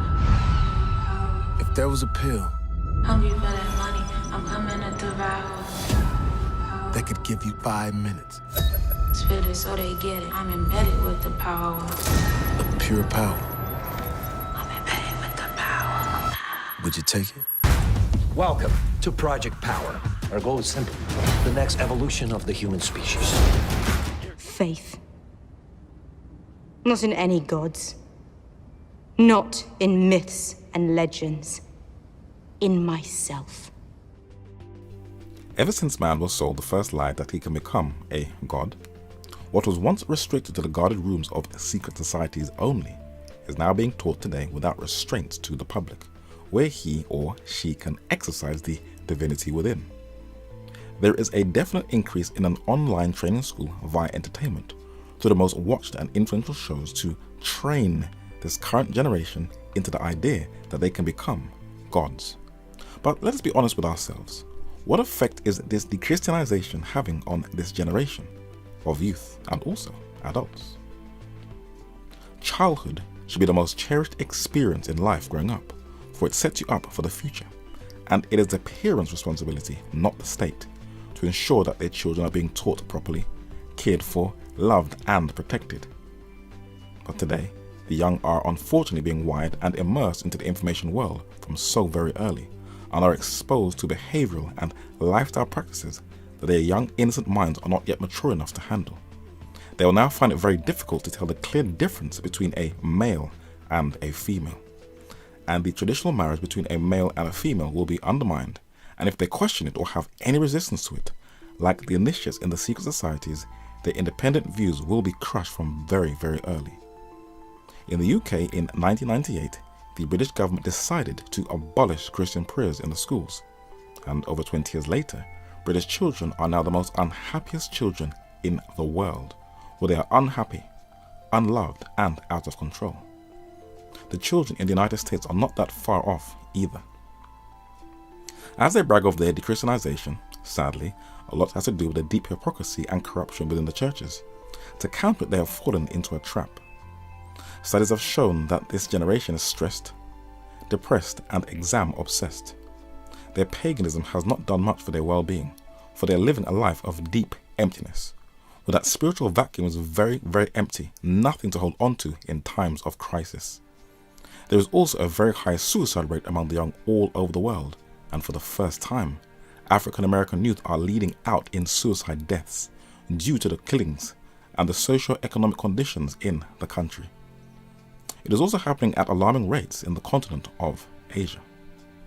One man knew and saw its destructive effects, and when interviewed in a July 2008 edition of The Source magazine, he said that if you just look at the generation of kids now, they're not afraid of their parents. They're not afraid of the authorities. They're not afraid of the prisons. They're not afraid of death. They welcome death. They're not afraid of God. We're the very messed up generation being taught to conform to the state without question, and with the dechristianization of their thinking, this generation will not have the deep moral resistance to withstand any opposition, for they're being carefully socially engineered for what is to come in the not too distant future by being trained in the paganism of the past. In the Louvre Museum in Paris, France, there is a statue of a deity that was once worshipped in the Middle East in the place of God. It was the fertility and nature god Baal, some call Baal, and now today the University of Cambridge and its promotion of Gaia, and Beyoncé Knowles in her Black is King, are both reintroducing a new form of Baal worship. You take away the titles of Western science and urban black music, and they are both teaching the exact same thing, that we are not creatures created by an artistic designer, but we are all a product of random atoms. You who were formed by the heat of the galaxy. Stars explode into life, then explode in death. We are all produced from the hearts of these dying stars. L'inizio del mondo non è opera del caos che deve a un altro la sua origine, ma deriva direttamente da un principio supremo che crea per amore. Il Big Bang, che oggi si pone all'origine del mondo, non contraddice l'intervento creatore divino, ma lo esige. L'evoluzione nella natura non contrasta con la nozione di creazione, perché l'evoluzione presuppone la creazione degli esseri che si evolvono.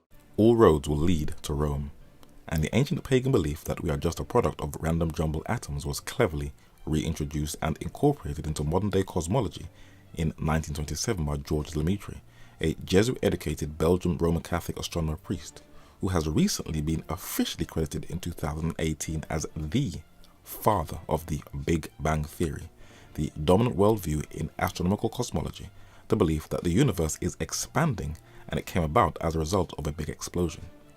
Where did the explosion come from? Nobody bothers to answer. But since the Second World War, no other institution on the entire earth has been as zealously pushing for a global government, a new world order, a totalitarian governed planet like the papacy, where she has cleverly disguised her true aims with the language of peace. She has been consistent and will not stop until she regains complete supremacy, and she says that once everything is set up and in place, she will regain control.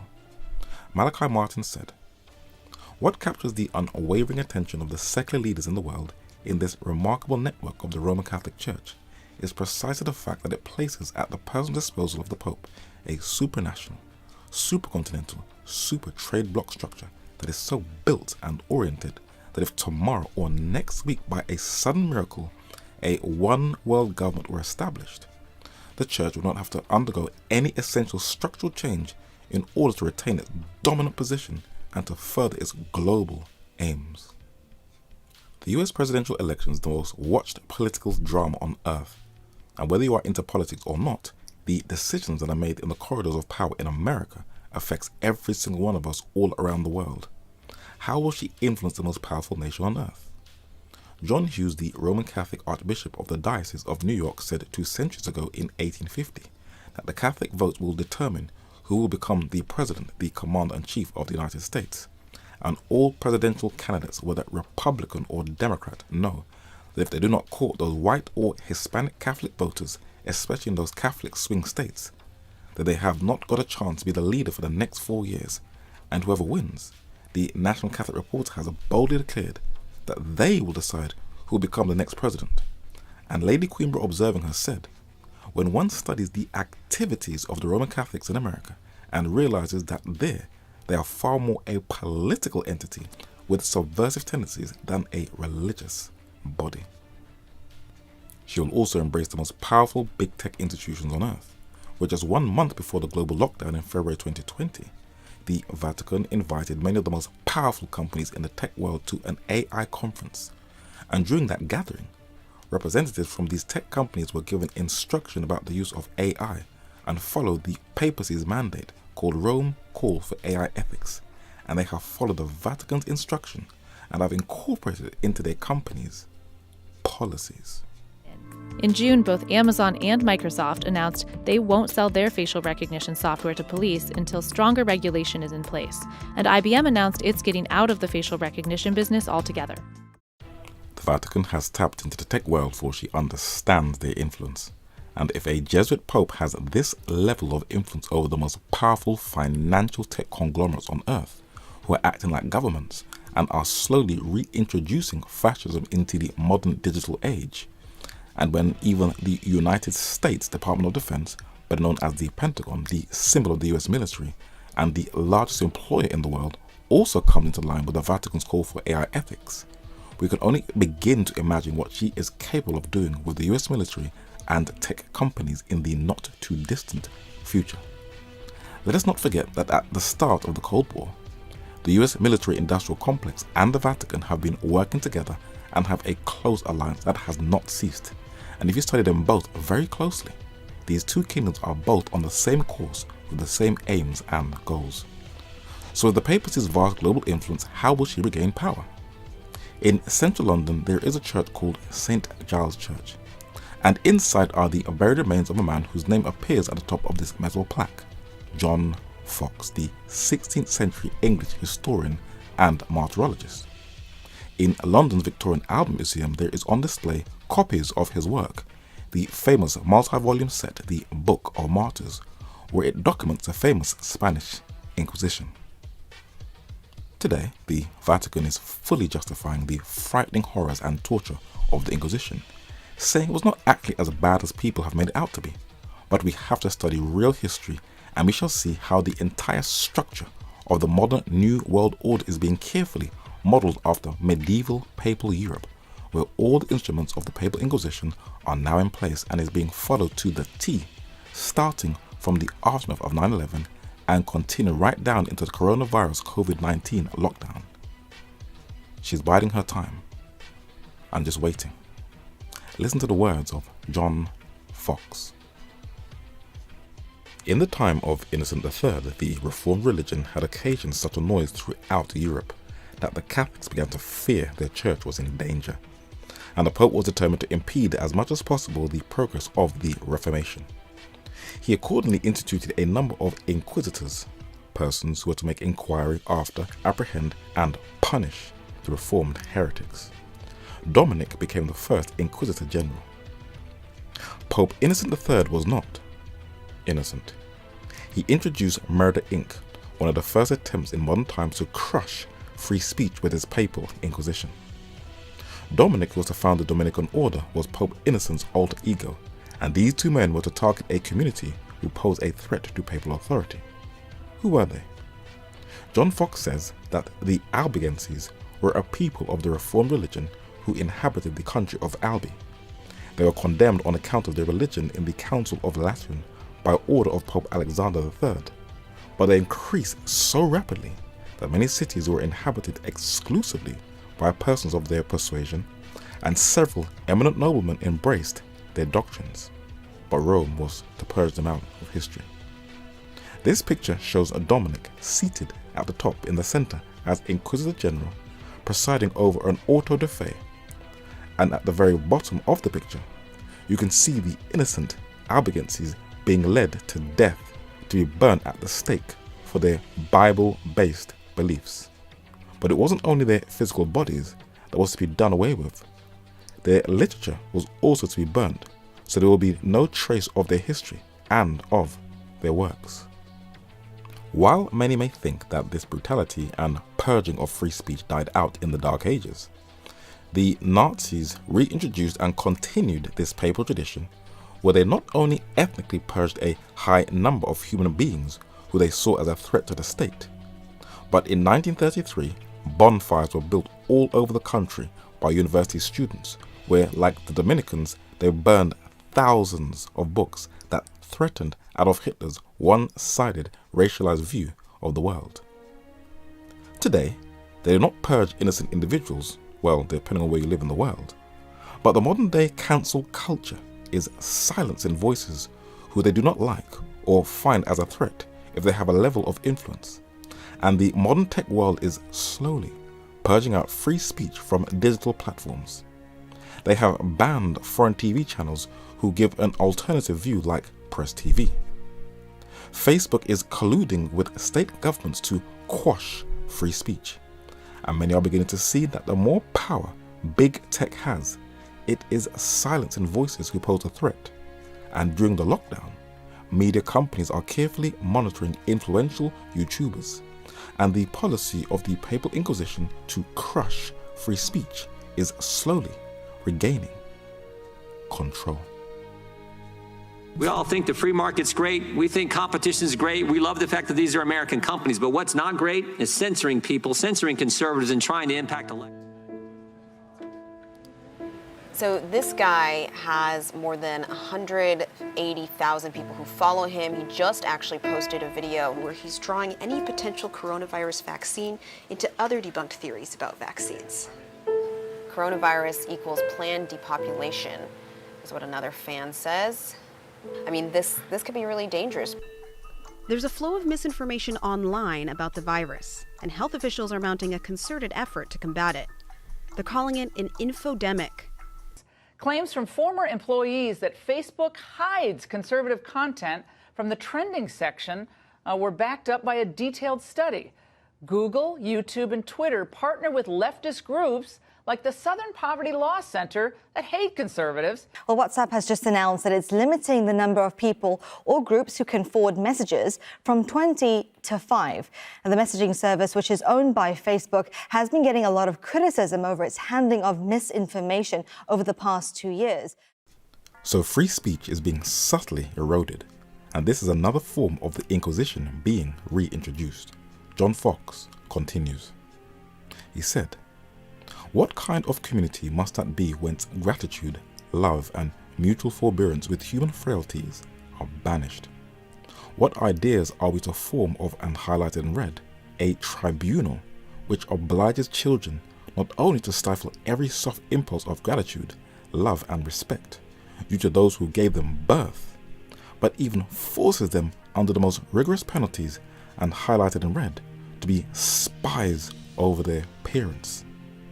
Is it possible that this can happen over again?" Are you CIA?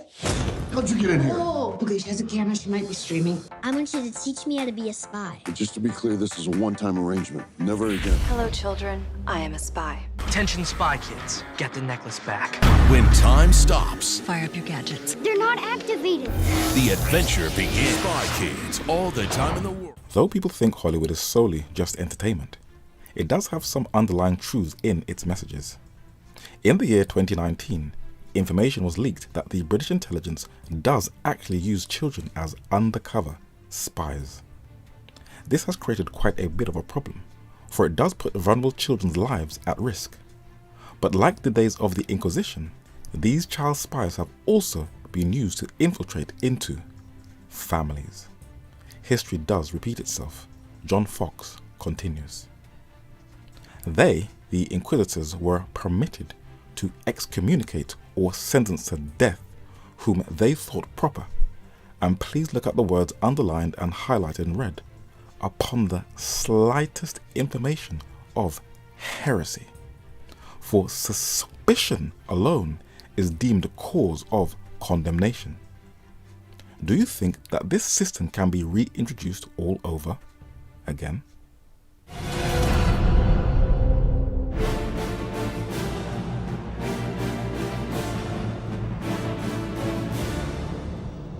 There hasn't been a murder in 6 years. There's nothing wrong with the system. It is perfect. I agree.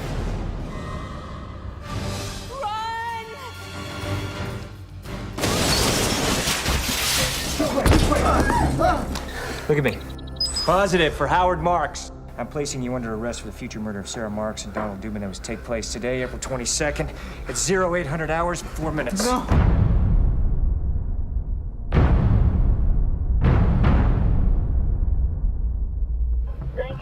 Police in Los Angeles are trying to predict the future. We know where crime happened yesterday, but where is it going to happen tomorrow and the next day? And they're not alone. More and more departments are using data-driven algorithms to forecast crime. This is Critical Comms World in Barcelona, Spain. Despite being held in the same venue as the world's largest cell phone event, Mobile World Congress, this is a conference few, other than those directly involved in emergency services, would even know existed. It was a Motorola product that everyone had their eyes on. It's called IDP, Intelligent Data Portal, but that could just as easily be Intelligent Data Policing. It's not only about where crimes are being committed right now, but also where the next crime could occur. Japan's controversial law that targets terror conspiracies is now in effect. It was pushed through by Prime Minister Shinzo Abe's ruling bloc about a month ago, despite strong opposition. The controversial law enables authorities to penalize the planning of a range of crimes, 277 to be exact. It's a major change to Japan's legal system, which until now only punished crimes after they have been committed. Anywhere that you are in a public space, certainly in the US, the tech companies can take your face. Why do they want your face so badly? Well, first of all, obviously, it's very important to know who's doing what and where they're going and where they are and so forth. But there are even deeper reasons. There are many, many muscles in the face, and those muscles can combine into hundreds of different kinds of gestures. They do facial recognition analysis to compute those gestures because those gestures predict emotion. And once they know what you're feeling, that becomes one of the most powerful predictors of your behavior. Predicting a crime before it even happens in the 2017 Japanese anti-terror conspiracy law, algorithms in modern-day policing, and monitoring individual civilians' facial recognition in AI technology without their consent echoes the exact same pre-crime principle of the Papal Inquisition. John Fox continues. All Roman Catholics were even commanded under pain of excommunication and highlighted in red to give immediate information even of their nearest and dearest friends if they judged them to be heretics or any ways inclining to heresy. What has the entire world been encouraged to do by their governments during the coronavirus COVID-19 lockdown? Snitching. What if you were watched every moment of your life? How many cameras you got there in that town? 5,000. That's unattended. Maybe you see something suspicious, but you don't want to get involved. It's nothing, you think. Can you be sure? If you see something, say something. Report suspicious activity to local authorities.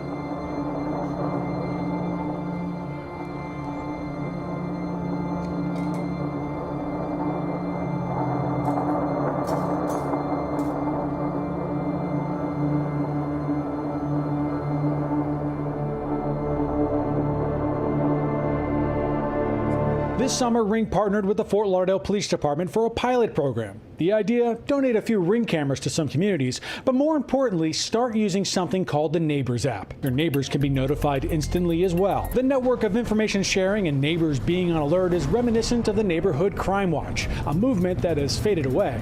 Fort Lauderdale Police Chief Rick Maglione believes this next generation Crime Watch app is the future. Some people are ratting their neighbors out, calling the police, but others are turning to the internet, where social distance shaming has gotten ugly. In Revelstoke, BC, Zoe Purvis was shocked to see a party across the street and called the RCMP non-emergency line to report it. Now, if you see one of these parties happening, or you know that it's going to happen, you can contact the police department anonymously. And remember, I'm going to be clear about this, I need everyday New Yorkers, I need all of you, if you see violations of social distancing, if you see gatherings, you got to report them. So you can call 311 or you can just snap a photo, write in the location where it is, and text to 311-692. And you can live by that same idea we talked about in the fight against terror. If you see something, say something. I'm sorry. This is not snitching. This is saving lives. You got to do it. You know the old expression about snitches? Well, in this case, snitches get rewards. We want to thank you for turning folks in and making sure we are all safe. Well, hundreds of St. Louis County residents answered the call, reporting businesses for failing to comply with stay-at-home orders. Those whistleblowers thought they were keeping people safe, but it backfired when all of their information ended up on social media. But other British police forces and authorities around the world are taking advantage of this trend and encouraging their citizens to watch and report. People monitor, their neighbors, even their relatives. Some provinces have started giving an incentive to monitor family members' travel histories and health.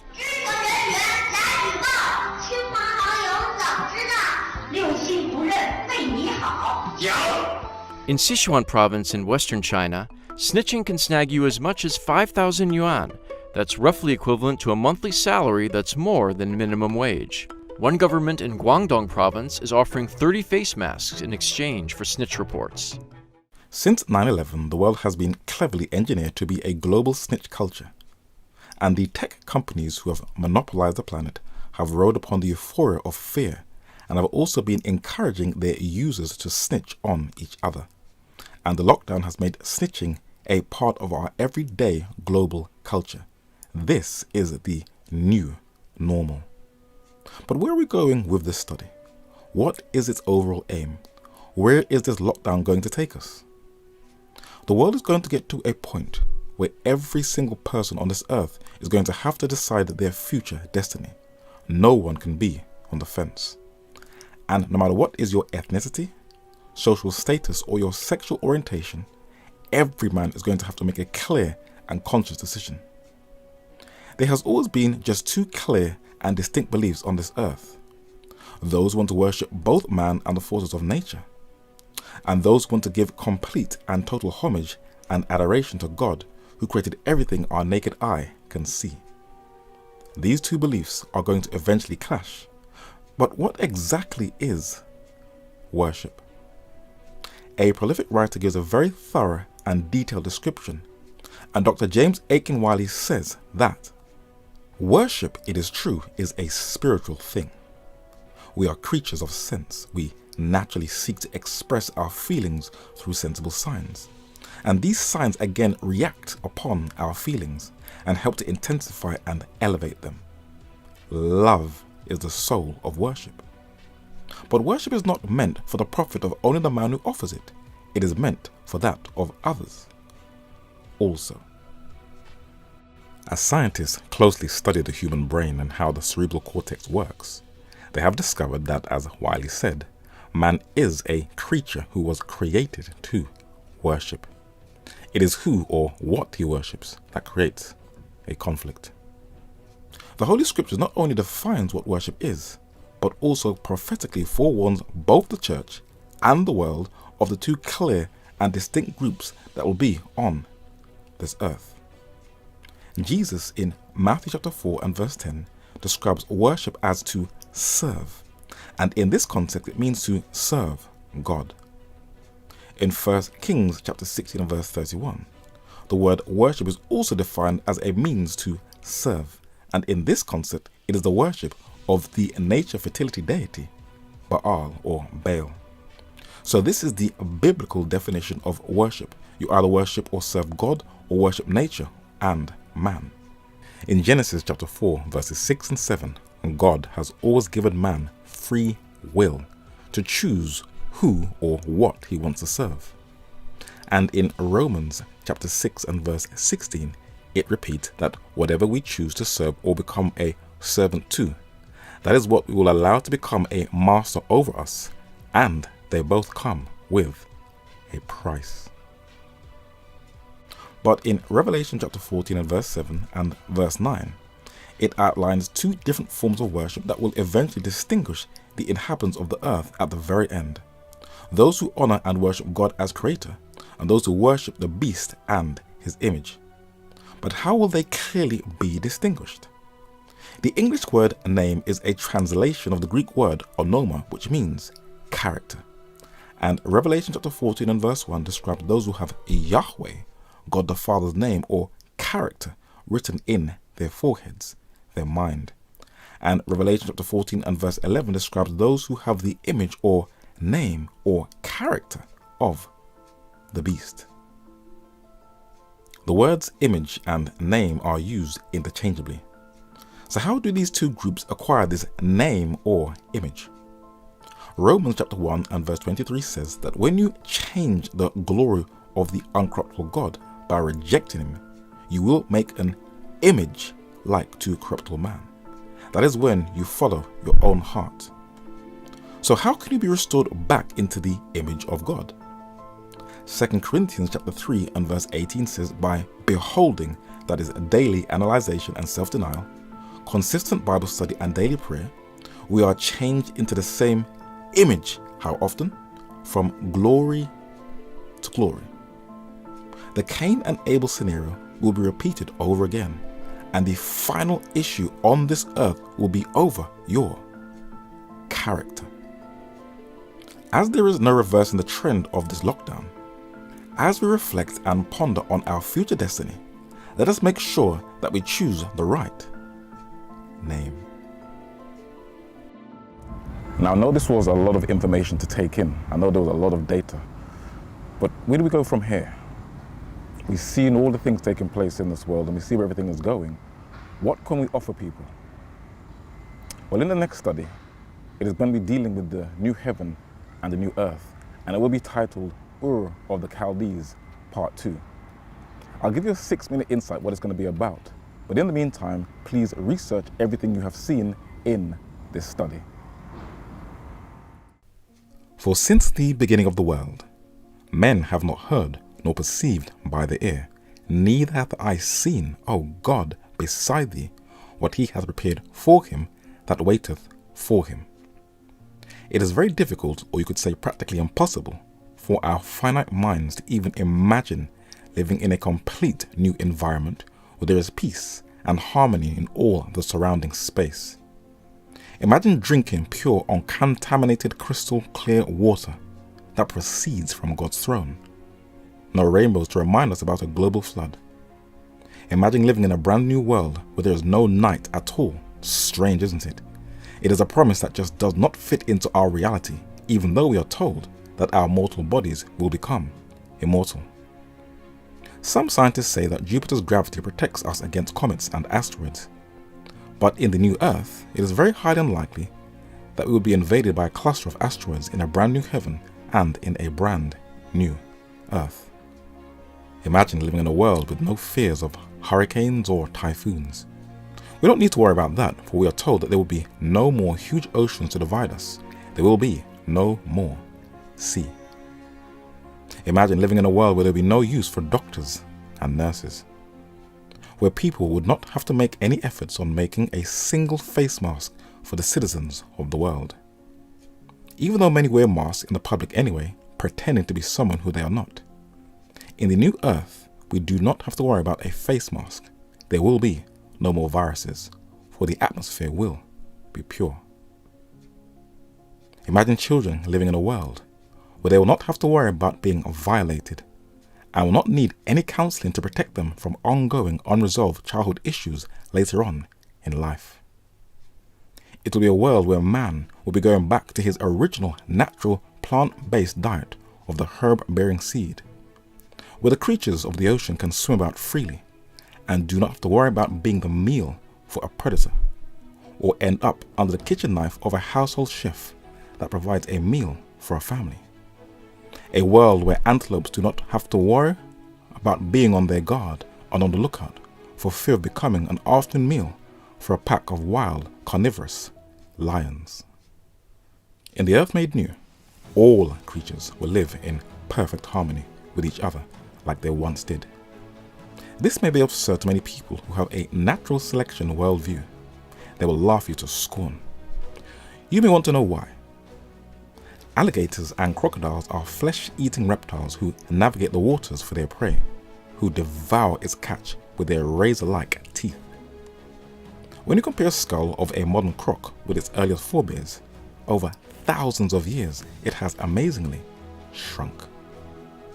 It is hard to believe that these carnivorous creatures were once herbivores roaming this earth.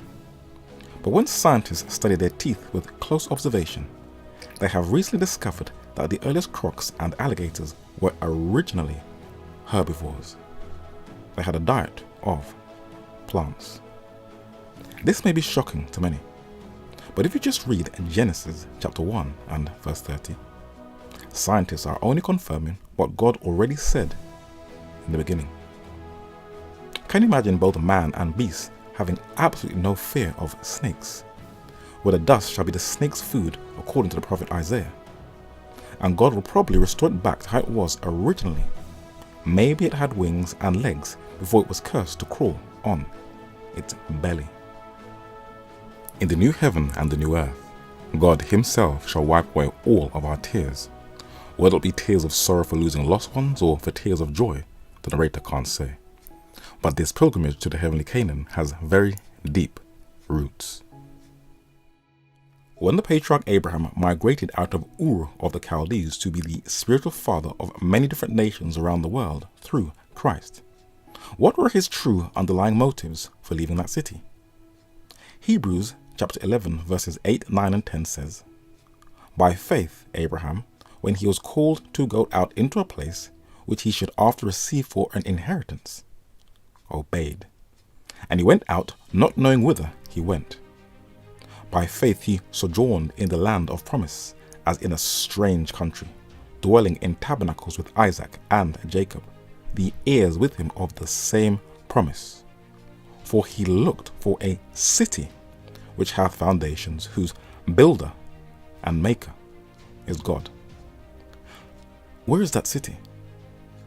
"But ye are come unto Mount Zion, and unto the city of the living God, the heavenly Jerusalem, and to an innumerable company of angels," according to Hebrews chapter 12 and verse 22. And Revelation chapter 21 verses 1 and 2 says, "And I saw a new heaven and a new earth, for the first heaven and the first earth were passed away, and there was no more sea. And I, John, saw the holy city, New Jerusalem, coming down from God out of heaven, prepared as a bride adorned for her husband." This is what Abraham was looking forward to. And Nehemiah chapter 9 says that when he left Ur of the Chaldees, his name changed. And those who spiritually come out of the last world system will also be given a brand new name by God in Revelation chapter 2 and verse 17. Let us hold on to the eternal promises so we can secure our place in our new home, and don't let no man take your crown. This will be what we will be covering in Ur of the Chaldees, part 2.